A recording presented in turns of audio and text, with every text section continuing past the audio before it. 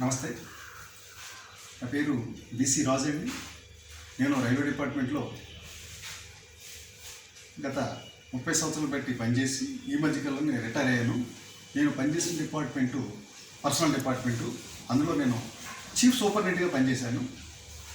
ఈ రిక్రూట్మెంట్ ప్రక్రియలో నాకు చాలా అనుభవం ఉందండి. గత 30 సంవత్సరాలు బట్టి ఈ రిక్రూట్మెంట్ చేయడం, ఈ ఉద్యోగులకు జీతభత్యాలు ఇవ్వడం, రైల్వే బ్రదర్స్కి అండ్ రిటైర్మెంట్ చేయడం, ఈ వ్యవహారాలన్నీ కూడా మా పర్సనల్ డిపార్ట్మెంటే వ్యవహారం చూస్తున్నాయి. నేను కొంతకాలం ఆర్ఆర్బీలో కూడా పనిచేశాను. ఆర్ఆర్బీ సికింద్రాబాద్లో పనిచేసినప్పుడు కూడా ఈ రిక్రూట్మెంట్ ఏ విధంగా చేస్తారో, రిజల్ట్ ఎలా ఇస్తారో, కాల్ లెటర్స్ ఎలా పంపిస్తారో, ఏ విధంగా ట్రాన్స్పరెన్సీగా అంటే పారదర్శకత కదా, ఎవరికి కూడా అన్యాయం జరగకుండా ఎలాగ పారదర్శకతగా వ్యవహరిస్తారో రిక్రూట్మెంట్లో, ఇవన్నీ కూడా నాకు బాగా అనుభవం ఉంది. సో ఆ అనుభవం దృష్ట్యా నేను ఒకసారి ఈ గ్రామ సచివాలయ ఉద్యోగుల యొక్క వివరాలని తెలుసుకుందామని నేను దీని మీద దృష్టి పెట్టాను. చూస్తే ఈ గ్రామ సచివాలయ ఉద్యోగుల వ్యవహారం అంతా కూడా పారదర్శకత అన్నది నాకు ఎక్కడ కనిపించలా.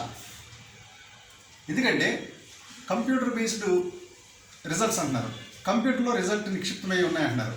సరే, కంప్యూటర్లో రిజల్ట్ నిక్షిప్తమైనా కానీ ఈ రిజల్ట్ అన్నీ కూడా ఒకసారి డిస్క్లోజ్ చేయండి, అంటే అందరికీ తెలియపరచండి, వెబ్సైట్లో పెట్టేయండి. ఎవరు మొట్టమొదటి ఎంతమంది రాశారో, ఎంతమంది పాస్ అయ్యారో, ఎంతమందికి ఎన్ని మార్కులు వచ్చినాయి, ఇవన్నీ కూడా వెబ్సైట్లో డిస్ప్లే చేయండి. ఎవరు కొట్టి నొక్కు ఓపెన్ చేసినా కానీ అందరికీ తెలియాలి ఈ ఎన్ని మార్కులు ఎవరెవరికి వచ్చినాయని చెప్పేసి.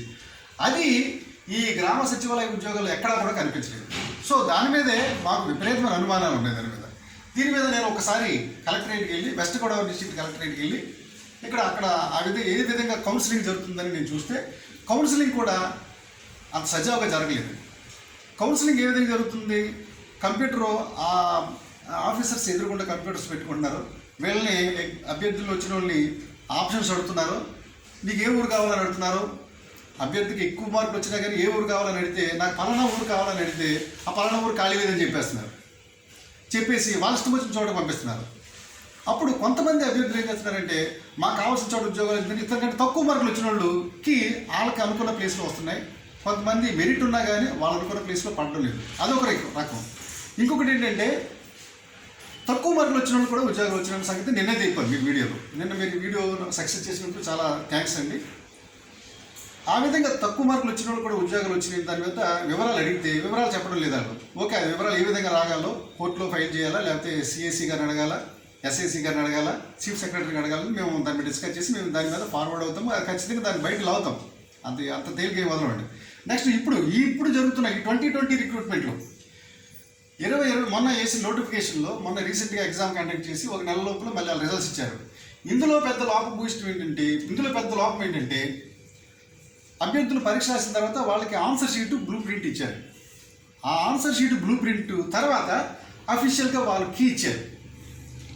అఫీషియల్ కీ తోటి ఈ బ్లూ ప్రింట్లో వచ్చిన వీళ్ళు టిక్ చేసిన మార్కులు వీళ్ళకి పోల్చి చూసుకుంటే దాదాపుగా చాలా తేడా కనిపిస్తుంది ఈ రెండింటికి. అంటే అభ్యర్థికి ఫర్ ఎగ్జాంపుల్ అభ్యర్థికి 70 మార్కులు ఇతను బ్లూ ప్రింట్లో పెట్టుకున్నాడు, అఫీషియల్ కీతో పోల్చి తెరబోసి ఇతనికి రిజల్ట్ 1:2లో రిజల్ట్ డిక్లేర్ చేసిన తర్వాత ఇతనికి ఇచ్చిన మార్కులు ఎంత రావాలంటే దాదాపుగా 10 నుంచి 15 మార్కులు అభ్యర్థులకి తేడాలు వస్తున్నాయి. చాలామంది అభ్యర్థులు ఇదే విషయాన్ని నా నోటీస్ తీసుకొచ్చారు. సో నేను ఒకసారి అబ్జర్వ్ చేశాను. ఆ పేపర్ తీసుకొచ్చి చూసి ఈ ఆన్సర్ కీని ప్లస్ వాళ్ళు ఇచ్చిన మార్కుల్ని నేను చూసి ప్లస్ వాళ్ళు అప్టైన్ మేము చేసిన మార్కులు చూస్తే తేడా మాత్రం ఖచ్చితంగా ఉంది ఇందులో. సో కనుక ఈ రిజల్ట్ ఇచ్చేసి ఇప్పటికిప్పుడు దీన్ని అఫీషియల్ కీని సరిదిద్దకుండా దీని ప్రకారం రిక్రూట్మెంట్ చేస్తే చాలామంది అభ్యర్థులు నష్టపోతారు.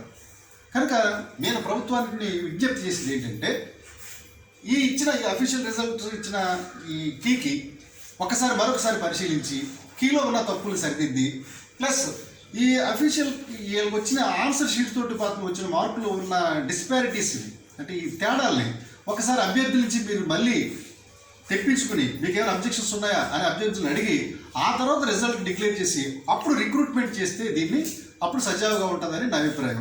ఒకవేళ అలా లేదనుకోండి, దీంట్లో చాలా అవకతవకలు బయటపడతాయి, చాలా రకాలైన కాంప్లికేషన్స్ వస్తాయి, చాలామంది అభ్యర్థులు నష్టపోవడానికి ఎక్కువ అవకాశం ఉంది ఇందులో. కనుక ప్రభుత్వం ఇప్పటికైనా సరే కొంచెం జాగ్రత్త వహించి అందరూ ప్రభుత్వాధికారులు దయచేసి ఈ వీడియో చూసిన ప్రతి వారు కూడా స్పందించి ఈ అన్యాయాన్ని మాత్రం తెలియపరచడానికి ప్రయత్నించండి. మేము కూడా దీని మీద చీఫ్ సెక్రటరీ గారికి లెటర్ రాస్తామండి. చీఫ్ సెక్రటరీ గారిని అవసరమైతే కలుస్తాము. సీఎం గారికి కూడా విజ్ఞప్తి చేస్తాము. ఈ తప్పులు మరొకసారి జరగకుండా వీటన్నింటినీ సరిచేసి ఫ్రెష్ లిస్ట్ ఒకటి పెట్టండి దీని మీద. అలాగే 2019లో కూడా జరిగిన తప్పుల్ని అన్నీ సరిచేసి ఒక లిస్ట్ మళ్ళీ తయారు చేయమని మేము దీని మీద డిమాండ్ చేస్తాము అండ్ రిక్వెస్ట్ కూడా చేస్తున్నామండి. Thank you very much.